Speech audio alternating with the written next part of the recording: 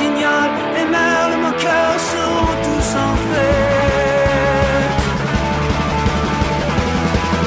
Les belles auront la folie en tête, et les amoureux du soleil au cœur quand nous chanterons.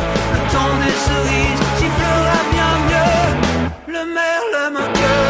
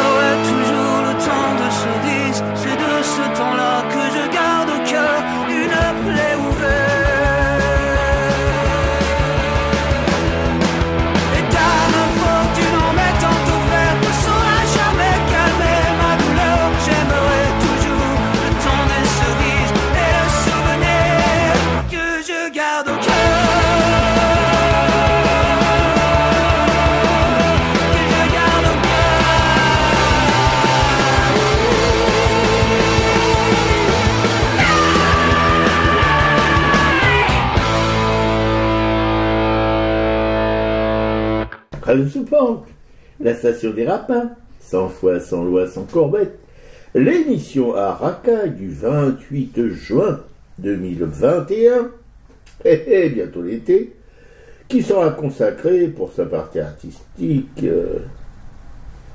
à Raoul Dufy, dont nous avons visité l'exposition au musée de Montmartre. Et nous allons aussi essayer, au cours de cette émission, de nous évader vers de l'art en marche, comme Dufy, par exemple. Qui c'est qui va regarder, qui va aller au musée de Montmartre pour voir Dufy? Je vous le demande. Et puis, par contre, on est un petit peu plus dans le coup avec la politique. Politicienne, Antoine qui est là, on va vous en raconter des pas tristes. Ouais, salut à tous. Donc, vous pouvez nous joindre par mail à tracaille@orange.fr ou sur le répondeur de Radio Soupente au 01 41 95 20 96. Encore Darmanin, Darmanin pour rien, sinon pour nous rappeler quelqu'un. Encore Darmanin, même pas plus fin que le chouchou d'un vieux mannequin. Darmanin groupie du RPR à 16 ans, si jeune et déjà vieux pourtant. Darmanin maintenant ministre de l'Intérieur, parce que c'est sûr c'est le meilleur. Encore Darmanin, couvrant le terrain, de BFM à TF1. Encore Darmanin, léger comme un parpaing, comme un leader nord-coréen. Darmanin, ça ne sert à rien. Darmanin, c'est du baratin. Darmanin, c'est le gland du mocassin. Darmanin, je l'aimais mieux, c'est certain, cloîtré à Tourcoing. Encore Darmanin dans un resto parisien, 200 € sans compter le vin. Encore Darmanin avec ses petits points pour impressionner le clampin. Darmanin, RPR, UMP puis LR, Darmanin qui ne manque pas d'air. Darmanin maintenant encarté LREM avec des mots de droite extrême. Encore Darmanin, du pire ou pas mieux, pour jeter de l'huile sur le feu. Encore Darmanin, parlant d'ensauvagement, en tout cas le sien est flagrant. Darmanin, tu ne sers à rien. Tu ferais mieux de fumer un joint. Darmanin, à défaut de Jamaïcain. Darmanin, j'ai pour toi un chemin. Retour à Tourcoing. C'était Frédéric Fromet, encore Darmanin, la chanson fétiche de notre Roro. Qui va vous causer dans le poste de Darmanin Retour à Tourcoing et de Moretti Ponche un combat de titans. Que c'est donc à propos du Darmanin de Jardin Retour à Tourcoing, merci Fred Fromet, qui félicite le Bertrand pour sa réélection triomphale au régional des Hauts-de-France. Bon, pas de quoi en faire un plat. Que fait pourtant le ministre de la Justice qui reproche à son collègue de l'Intérieur sa traîtrise? La vache de Tripounet. Pensez, deux qui font dans le régalien, qui en sont encore à chamailler pour un sac de billes, toi voir ta gueule à la récré. Rien dans cette affaire que de l'ordinaire, l'Intérieur et la Justice. Le chef auto-proclamé des poulets de grain, le coq de la basse-cour en somme, se fait la justice qui relaxe à tour de con tous les malfrats qui violent nos filles et nos compagnes ensanglantes nos sillons tas de cochons. Non mais des fois, c'est du lard ou du cochon. Qu'en plus qu'il paraît que ce petit bas du prose de Darmanin de Jardin balance à tout va sur ses collègues ministres et pas que. Une vraie de vraie bignole le bouclé. On ne s'en émeut pas plus que ça par chez nous, mais là-haut, sur la montagne aux oiseaux, ça fait cacabouillard. D'ailleurs, le super big boss lui-même, en personne et toute seule, a grondé l'indiscipline de la classe. Qu'il ne faut pas que les chevaliers de la table, au fait cette table du conseil qu'il formait là, se tiennent bien. Plus de doigts dans le tarbouif à la pioche de crottes importune, plus de grattage de cul ou d'entrejambe, de paix, et on attend sagement la fin du conseil pour aller faire goûter sa nouille. Vaste programme, presque électoral, que justement à ce propos et de la grandiose déculottée de la majorité et du RN, dont on se réjouit dans les murs branlants de la soupente, on peut supposer qu'elle est à l'origine de la je me reprends, hein, pas de souci, de la nervosité des tringlots du gouvernement. Peut-être aussi le général en chef des armées qui préside cette république une et indivisible, pas comme les ministres. Un grand ménage s'impose, non? Mais de ça, on se fout comme du reste. Pour nous, la messe est dite depuis belle lurette, et ce ne sont pas les tu me tiens par la barbichette des Darmanin de Jardin, Retour à Tourcoing et consorts qui vont nous faire sortir du petit bois charmant. Quand on y va, on est content. Alors on y reste. Allez, les copines et les copains, on rigole, on s'amuse, et bientôt le 14 juillet, ces petits balles perdus, dont on ne se souvient plus. Faut en profiter le jour venu, la fin des temps est proche. Amusons-nous!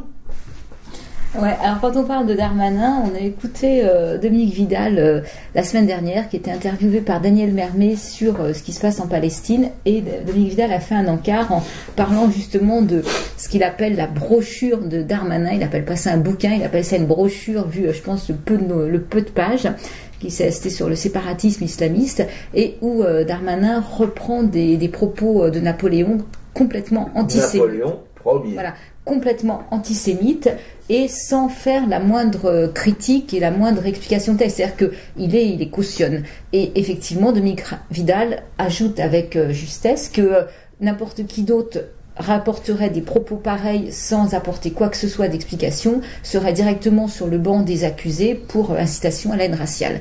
Mais que M. Darmanin étant ministre de l'Intérieur, il échappe à ces accusations. Oui, mais étant ministre de l'Intérieur, il devrait donner l'exemple et fermer sa gueule. Mais bon, c'est un ministre de l'Intérieur facho. Si vous en êtes pas encore aperçu, c'est dommage pour vous. Et il serait temps de partir en vacances, hein, mais pas au bord de la mer, il y a un peu trop de monde. Je vous conseillerais d'aller faire passer vos vacances dans la Creuse. Hein. C'est tranquille. Voilà. Ouais, alors moi, mon presse-papier, en fait, j'hésitais, parce qu'il y a tellement de choses à décrier. J'ai hésité à dénoncer ce qui s'est passé aux Invalides la semaine dernière, à savoir que une manifestation a été dispersée. La police a employé des canons à son pour réprimer la foule des jeunes. Alors j'ai regardé des canons à son, c'est-à-dire que c'est des espèces de pistolets qui diffusent un son absolument insupportable dans les oreilles, qui sont à un nombre de décibels qui est bien au-delà de ce qui est autorisé, et donc qui peut même nuire effectivement à l'ouïe, à avoir des dégâts après, des effets secondaires prolongés sur des maux de tête, des migraines, des problèmes vraiment d'audition. Et j'ai regardé cette petite vidéo, c'était assez ahurissant. Ce truc. Ah bah c'est des nouvelles armes que la France a commandées, voilà. A commandé où? Ah, je sais pas où elle a commandé, mais ça fait partie probablement d'un nouvel équipement. Donc si ça a été utilisé aux Invalides la semaine dernière, ça risque de pouvoir se reproduire. Hein. Faut le savoir. Bon, alors vous ajouterez à la panoplie du parfait manifestant, au casque, au masque, au dessous molletonné, vous ajouterez des écouteurs pour pouvoir vous boucher les oreilles. Des casques anti-bruit de chantier, à mon avis. Des casques anti-bruit de chantier, oui, avec les écouteurs qui vont Donc avec. j'aurais pu parler de ça plus longuement, mais là j'ai choisi quand même d'aller vers quelque chose qui soit plus porteur d'espoir. Alors c'est un article dans Politis, mais c'est quelque chose dont j'avais déjà entendu parler, qui a dû être relayé par d'autres médias alternatifs. C'est depuis 2 ans, il y a un collectif qui œuvre à la promotion d'une sécurité sociale de l'alimentation. Donc ça, c'est quelque chose qui risque d'être vraiment important si ça peut voir le jour à un moment donné. Pas sous Macron, je crois pas. On verra, peut-être qu'il y aura. Ça peut arriver, il faut garder espoir. Donc en fait, effectivement, on connaît ce problème de l'alimentation. On sait que la pandémie a vraiment aggravé la situation de nombreuses personnes, que l'aide alimentaire a été encore plus distribuée ces 2 dernières années. Il y avait déjà plus de 5 millions de personnes qui avaient eu recours aux banques alimentaires avant la pandémie. C'est un chiffre qui a augmenté. On sait qu'une mauvaise alimentation accroît les risques de maladies cardiovasculaires, de cancer, de diabète, que l'obésité touche 17% de la population adulte et qu'elle est forcément très inégalement répandue selon la catégorie sociale des individus, que d'après une étude du ministère de la Santé, dès l'âge de 6 ans, les enfants d'ouvriers sont 4 fois plus touchés par l'obésité que les enfants de cadres. On sait qu'il faut une alimentation diversifiée et en quantité, qu'il faut que l'alimentation de supermarché a quand même qui n'est pas bio, tous ces aliments avec des résidus de pesticides ont aussi à long terme des effets néfastes sur la santé, et que la part du revenu consacré à l'alimentation a largement diminué. Elle était de 35% en 1960, elle est aujourd'hui passée à 20%. Ah ouais. Que les habitudes alimentaires ont évolué, qu'il y a de moins en moins de temps consacré à la préparation des repas à domicile, qu'il y a beaucoup plus d'achats de produits transformés, de plats préparés, et là encore, beaucoup d'inégalités sociales. Effectivement, plus on monte dans les classes, dans les catégories sociales, plus cette consommation baisse et plus la consommation d'aliments issus de l'agriculture biologique, elle, est importante. Donc là, effectivement, et que l'amélioration de notre alimentation, en fait, n'est pas du tout un problème individuel, ça doit être un problème de société, ça doit être un problème de santé publique avec des conséquences environnementales, donc ça implique de repenser tout ça en profondeur. Et là, depuis 2 ans, un collectif qui regroupe plusieurs organisations. Il y a la Confédération Paysanne, il y a le Réseau Salariat, je crois que ça c'est autour de Bernard Friot, il y a les CIVAM, il y a des Ingénieurs sans frontières, qui œuvrent donc à la promotion d'une nouvelle branche de la sécurité sociale qui s'appellerait Sécurité sociale de l'alimentation et qui consisterait à la mise en place d'une carte vitale de l'alimentation de 150 € par mois qui permettrait d'effectuer des dépenses chez des professionnels conventionnés. Donc c'est un projet qui est en construction, mais qui pourrait quand même faire bouger un peu les choses. Et donc ils ont un site qui s'appelle sécuritésocialealimentation.org.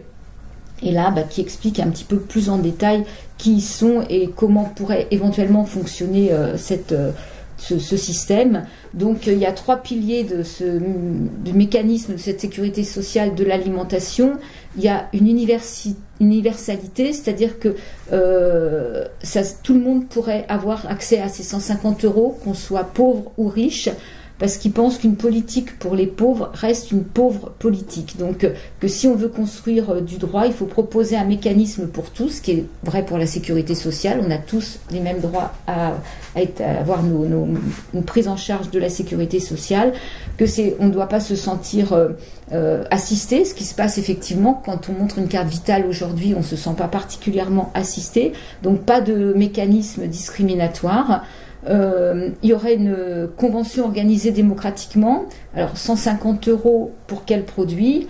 Le choix de son alimentation en conséquence de cause, indissociable du droit à l'alimentation, nécessite 2 mécanismes. Donc un accès aux produits permis par l'allocation universelle qui sera créditée sur cette carte, et la possibilité de choisir quels seront les produits accessibles par ce mécanisme, c'est-à-dire l'organisation d'un choix collectif et démocratique de ce qui doit être produit. Donc là, effectivement, c'est un travail aussi sur la production agricole et alimentaire, transformer l'offre actuelle de la production agricole et alimentaire pour avoir peut-être de plus en plus de produits de qualité. Alors que par ailleurs, quand on lit les infos, on vient de voir que l'aide aux maraîchers, à l'agriculture biologique a encore diminué, que les agriculteurs bio avaient droit à une aide à l'installation et une aide au maintien, et que avec le fonctionnement de la PAC, c'est-à-dire que l'aide politique agricole commune. Voilà, on supprime l'aide au maintien pour les agriculteurs bio. C'est l'Europe qui supprime. Oui, donc voilà, c'est pas gagné, quoi.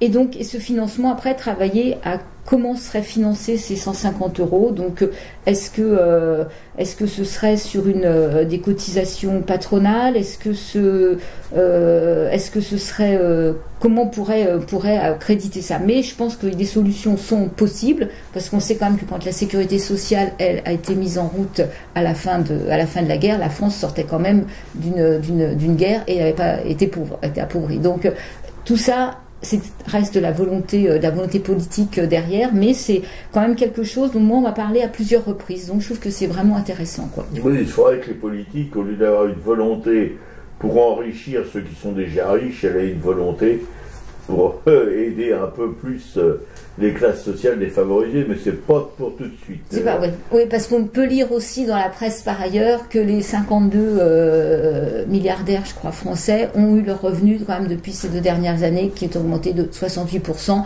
alors que les 3 quarts des gens commencent à tirer la langue dans tous les domaines, quoi. Ouais. Voilà, c'est l'éternelle rengaine depuis que le monde est monde, depuis que les gens commencent engrangent le grain dans leur grenier, et c'est pas de s'arrêter. Moi, je suis très très pessimiste sur la suite de toutes ces histoires. Voilà. J'admire ceux qui ont encore le courage de se battre pour des idées semblables, mais j'y crois moyen, quoi. Voilà. En plus, c'est vrai que nous, on voit toujours les politiques voient toujours le très court terme, mais on imagine qu'une population mieux nourrie, à terme, c'est des économies pour la sécurité sociale. Parce que un enfant qui à l'âge de 6 ans est obèse, ça veut dire que on imagine le coût, alors c'est les labos qui vont en profiter, mais le coût des médicaments sur toute une vie, ce que ça représente, quoi. Et alors, la bouffe, justement, des supermarchés, qui est une bouffe pourrie, on le sait bien, il suffit d'aller dans les rayons. On voit bien. Là, j'ai vu dernièrement, et je me suis fait couillonner, voilà, comme un bon consommateur con, j'achète du jambon, soi-disant, sans nitrite, mais alors à la poche de la nitrite, ils ont fait tomber la salière dedans, c'est presque immangeable, mais presque immangeable tellement c'est salé. Voilà. Alors bon.